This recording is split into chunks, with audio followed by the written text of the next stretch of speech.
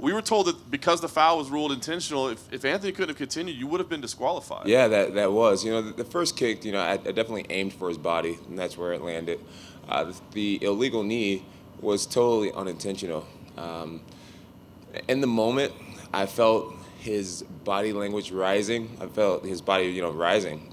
And I thought I was getting ready to time a great headshot right after he got off of his palm. To my understanding, on his fingertips, he's considered standing. And, his body came up. I threw the kick, and I guess his palm was still down. And totally unintentional. Hats off to Anthony Smith for having a lion heart. I mean, I think the average person would have used that as a way out and became a world champion. He was tired. He had been hit with the kitchen sink, and I mean, I did an illegal blow, and he decided to allow the fight to continue, and I'm so proud of him for just being a real warrior out there and continuing to fight. I know you want to enjoy it tonight and spend time with your team, but Dana was here earlier and he said Thiago Santos looks like the right fight for you next. Give us your take on that. Do you believe that's the right fight for you? I'm going to talk with my coaches and see what they want me to do. So there's a lot of great fighters in the UFC. Everyone's looking so impressive, and whoever it may be, I'm here to defeat them all. And last thing for me, John, I know you said you want to fight frequently, but you always have to check your feet afterwards, see your health. You were throwing a lot of kicks out there, so yeah. Give us the health update. I know, you're probably going to take some time and figure it out, but as you sit here now, when ideally would you fight again? Again, I think I'm going to have to just go back to the gym, go back with my coaches. If you guys can't tell, I'm really big on my family. My family and my coaches, and we are a unit. I'm a product of these guys, so I need to talk to the team and see what we're going to do. I need to evaluate my body and see what we're going to do. I can't be making decisions by myself. This is a family thing. Come on, man. Come on, John Morgan. Congratulations, John. Why did you go away from the kicks in the last 2 rounds? Like early on, you were using that spinning back kick, and you used a lot of that stuff, and then it seemed like you were using your hands more, or even trying to go for takedowns as the fight went on. What was the change in strategy? I've been doing a lot of boxing. I've been working on my hands extensively, my defense and my offense, and I wanted to open up that category in my game when I felt comfortable doing it, and I felt like towards the later rounds I really got a beat on Anthony and what he was capable of, how fast he was, his level of punching power, and I just felt more comfortable exchanging in the later rounds with my hands. When you throw punches, you're a little bit more vulnerable to get hit back, where with kicks, you're pretty much at a safe distance. And when I felt less vulnerable, I opened up the hands. Did you feel like in the early part of the fight you were hurting him to the body, where you slowed him down a little bit? It seemed like some of those kicks really had an impact on him. Oh, yeah, for sure. I think the very first spinning back kick, it had to have taken something out of him. I saw a huge welt across his torso and a little bit of a bruise under his nipple. And, that was from that first kick. I know that had to have done something. How would you assess, this is the first time you fought so frequently in quite a long time. How would you assess, what was that like for you now that you fought, now you go through another camp and fight again? What was that experience like? It was great, It was a lot of fun. I felt really familiar tonight at work. A little bit too familiar, actually. Like in my warm-up, there was no nervousness. And that was making me uncomfortable. The fact that there was no nervousness, I was almost questioning myself. Am I ready? Am I taking this seriously enough? And I know that I have done everything in my power to be prepared for this, but, I think a little bit of nerves are actually a good thing. And tonight I just felt so doggone comfortable in there. But, I feel like that's God's grace too, He blesses me to have a sound mind. And so I can't ask for it and then be confused when my mind is sound and at peace with what I'm doing. Last question for me. When you talk about the nerves and all this stuff going on, seems like heavyweight would do that. And I was asking Dana about you fighting Brock, right? And I mean, that I remember at UFC 214, you seemed pretty motivated by that fight. Dana did say he's going to give that fight to Daniel, but is Brock still a guy that, you seem hesitant to fight at heavyweight, but not Brock? And why would you want to fight this big lug if you don't want to fight the other guys? Well, I figure if I'm going to make the gamble, you might as well go extremely big, right? Go big or go home. And a Brock Lesnar fight, I mean, extremely high risk and extremely high reward. I don't really see myself versus anyone that could bring in the numbers me and Brock could bring in. Hi, John. Hey, what's up, Matt Ryan?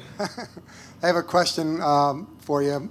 When Anthony was in here after the fight, he said he didn't fight me, he nullified me. And then Dana said John fights, he fights to the level of his opponent. Would you reflect on that a little bit? Because it does seem like you did, you didn't want to waste too much energy, and you prepare for your fighter, the person you're going to fight, and you do what you have to do. Yeah, I feel like in the last round, I definitely could have done more. I'm not really proud of my fifth round, holding him against the cage like that. But at the same time, there's a beloved Randy Couture who made a whole career out of the way I fought in the last round, holding people against the cage and just chipping away at them. I totally fought Anthony. If you look at the stats will show that I totally fought Anthony. And I feel like it was his job to get off the cage. It was his job to make it a fight. He was the one losing. Anthony's very durable, and he's known to come back and win, even in the worst situations. You can beat the crap out of him for 3 rounds, and at the very end of the 3rd round, he can knock you out. He's known for that. So in a world championship fight, if he's going to allow me to hold him against the cage, I'm going to do that. At the end of the day, it's about impressing the fans and being entertaining. And I have a lot of pride in being that. But I feel like rounds 1 through 4 was what the fans wanted to see. And the 5th round was for me in my camp, just to take home that new belt. John, what was it like for you? I mean, you've been through everything you've been through over the last few years, and yet you go into this moment in the 4th round where you're waiting on your fate to be determined once more by Herb Dean. What were those seconds like for you? It was nerve-wracking. It was nerve-wracking, really. I just started to pray. I was just hoping that it wouldn't go down like that. I had flashbacks of the Matt Hamill fight, and I was just thinking, oh my goodness, please tell me this isn't going down like this. And I was just looking at Anthony, and I felt like we locked eyes at a moment, and I kind of gave him one of these, like, yeah, you're all right. Like, get your ass up. And sure enough, he showed the heart of a lion. Hats off to Anthony, man. He could have done it the easy way, and took that option out. But instead, he stayed in there, and I owe him a beer. At least a beer. Yeah, and the other thing I wanted to ask you is that, like Dana's talked about Thiago Santos being next for you, and I think, like, the reaction's like, how do you view it? I mean, I know you want to stay in this light heavyweight division, but where you are in your career, isn't there some thought to taking on the most high-dollar fights that you can take on as well? I think all these younger fighters should get their opportunity at a world title. When you sit in my position, it's like, who am I to deny people? But I'm not going to really talk ahead too much. I'm going to get with my coaches, and we are a close, tight-knit family, and this career is not mine; it's all of ours. And we're going to talk about who we want to fight next, what we want to do next, and just play it like that. Hey, John, in front over here to your right. What's up, man? Congrats, man. Thank you. I wanted to ask you about the knee again, going back to what you said earlier about the rule, whether it's the palm or the hand. What's interesting is that if you had done that in California, that would have been completely legal. It would have been an illegal knee. It's illegal in Nevada because of just the different rules about which hands is which. Is that confusing for fighters? I mean, it's like, if that was in California, again, that would have been a legal knee, but here it's not.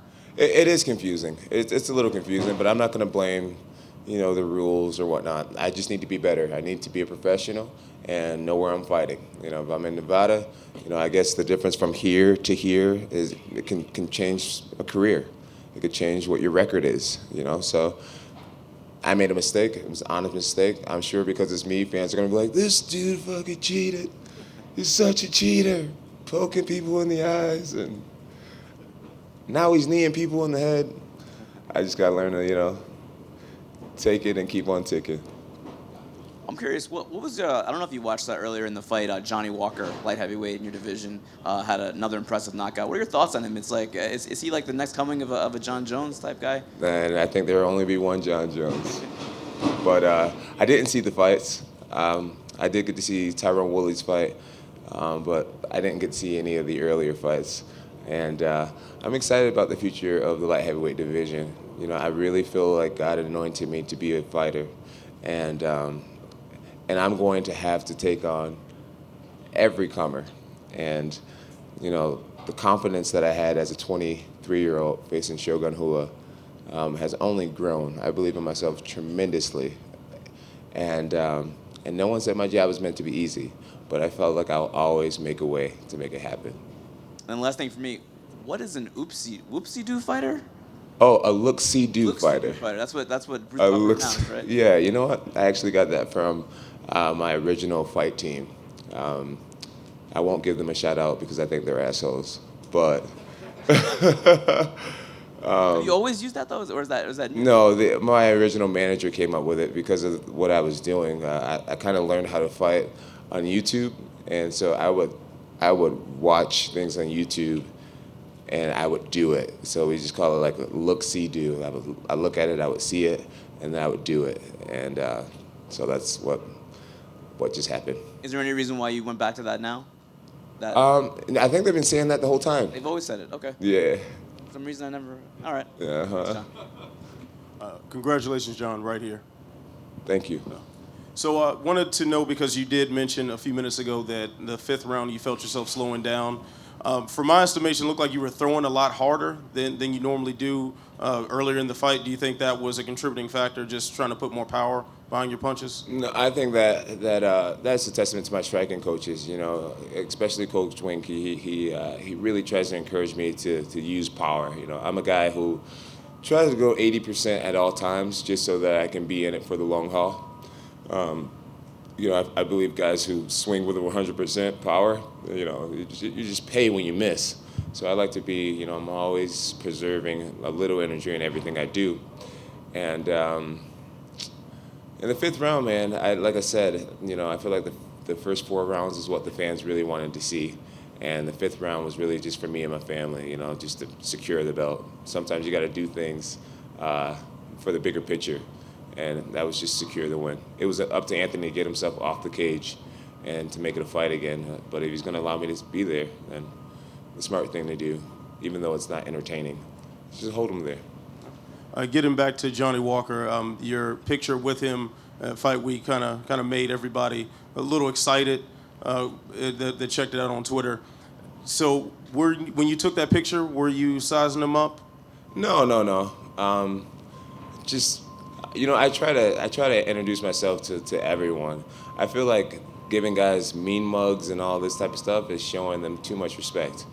At the end of the day, I feel like this is my time, this is my era, and I was meant to be here and be a great, great champion.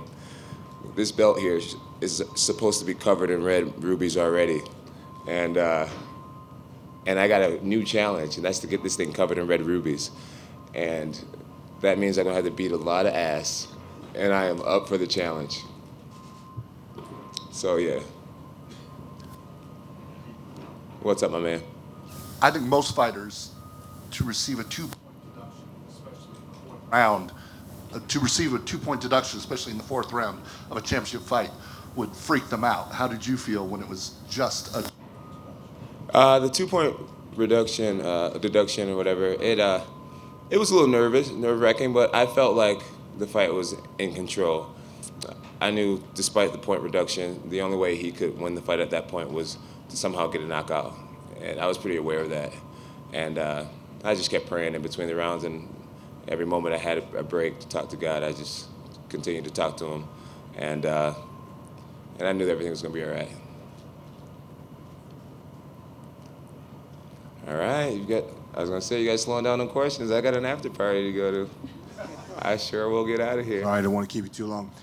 You know, among all your attributes that we talk about so much, I think one thing that doesn't get talked about enough is your composure. That's one of the things that sets you apart and makes you one of the greatest, if not the greatest. Thank you. How do you do it? Composure. I don't know, man. I don't know. I don't know, Are honestly. you into visualization, meditation? Visualization, yeah. I visualize a lot. I meditate a lot.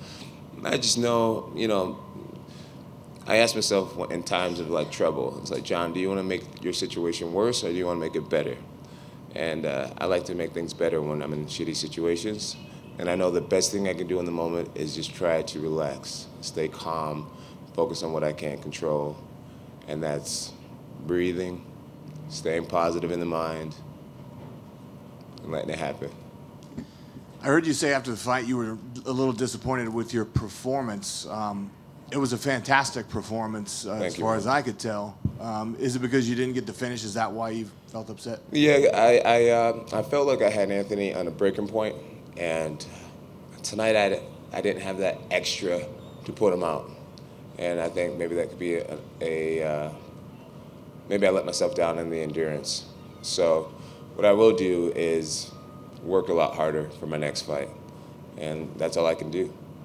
Well, because in the third and fourth round, there were some moments where I really thought, you're about to finish this right now. Yeah. And is that what you're talking about when you said, because he's extremely durable? And He's extremely durable, yeah. There was moments like when he was sitting on his butt, and I had him against the cage, and I was throwing lighter punches, and there was moments where I had him in the front headlock position, and I had his back, and my punches weren't effective enough, and I think that was strictly related to cardio. If I had a stronger gas tank tonight, my punches would have been harder, longer, and so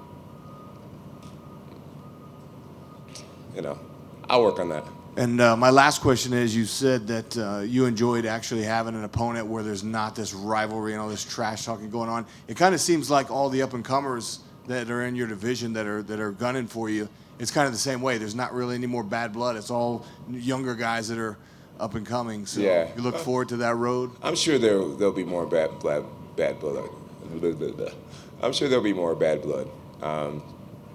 As of right now, there's no immediate opponent, and there's no real storylines going on. But I'm sure once a fight gets announced, things will spice up nicely. Well, I saw you photographed with one of your old rivals in Rashad Evans. Yeah, that was great. So has that? Rashad's the man, dude. You mended fences there with him? Yeah. Obviously the relationship will never quite be the same, but I respect him so much. What he's done in the sport, he was one of the original guys I looked up to, and I just think he deserves respect. He's a classy guy. He's carried the sport very well, and he has my respect despite our history. Thank you. Thank you. Well, guys, it's been awesome. I hope you guys have a great night. I hope you guys had a lot of fun. Thank you to all the fans who watched. Love you guys. Thank you to all my haters for inspiring the shit out of me. And feel free to make it to my after party. Information is on my Instagram page @JohnnyBones. Deuces.